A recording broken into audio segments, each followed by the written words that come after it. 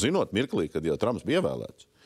Nu, tā kā apskatīja arī jautājumu, ka mums varbūt ir nevis tikai jābaidās par mērķu nesasniegšanu, bet mums ir jāapskata jautājums, ka varbūt tie mērķi objektīvi ir jārevidē. Mūsu tās saistības, kas mums šobrīd ir, ko mēs arī revīzijā skatāmies, un, teiksim, tas izriet no Parīzes nolīguma, bet tas pamats, kas mums uzliek, ir Eiropas Savienības regulas. Un, attiecīgi, šajā gadījumā, ja mēs iekšēji arī kaut ko mainām, kamēr tās izmaiņas nav Eiropas līmenī, tas uz mums attiecās. Līdz ar to mēs skatāmies. Mēs esam Eiropa. Un es jau sadzirdu tas, kā es iztulkoju šodien Rinkeviča teikto. Es iztulkoju, ka viņš saka, hei, pasaulē ir tendences, kas iespējams prasa mums Eiropai pārskatīt lietas. Ja tas Eiropas līmenī notiek, tad, protams, tie mērķi var mainīties. Tas, uz ko mēs šobrīd esam skatījušies, kā mēs ejam uz tiem mērķiem, kas mums ir noteikti, kas izriet no mūsu saistībām.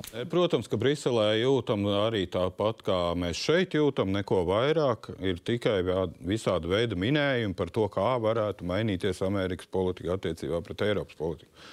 Bet, jebkurā gadījumā, mēs esam Eiropas Savienības dalībvalsts. Un, ja Eiropas Savienības dalību valstī ir pieņemti gan likumi, kas ir regulas, gan direktīvas, gan jau apstiprināti fondi un milz līdzekļi, kas ir iedalīti plānošanas periodam, un faktiski tā ir tāda ļoti globāla liela pārkārtošanās tādā gadījumā nepieciešama, lai kaut ko radikāli mainītu politikā, un tas ir, manuprāt, nesamērīgi īsts periods, lai līdz 30. gadam spētu Eiropas Savienība ar savu tomēr milzīgo tādu demokrātisko varas principu dalījumu pavērst visu šo pretēju. Jāpagaida, ko saka Trumps, tātad, ko dara Amerika, secīgi. Diezgan liels izmaiņas varētu būt arī Vācijā, Francijā. Jāsagaida, kas tur notiek.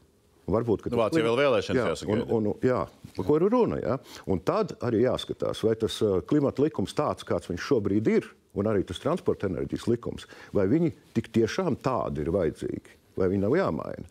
Līdz ar to ir tas Krieviem atkal tas teiciens, vai ne, paspišiš, narod nasmišiš, tātad pasteigsies, tauta sāk smieties. Jā. Zināmā mērā mēs tam piekrītam, jo tas gan nebija pamatarguments. Mēs redzam vienkārši, ka to jautājumu neskaidrību ir pārāk daudz, un tāpēc mēs paši nācām ar iniciatīvu komisijai un lūdzām šos likumus atsaukt.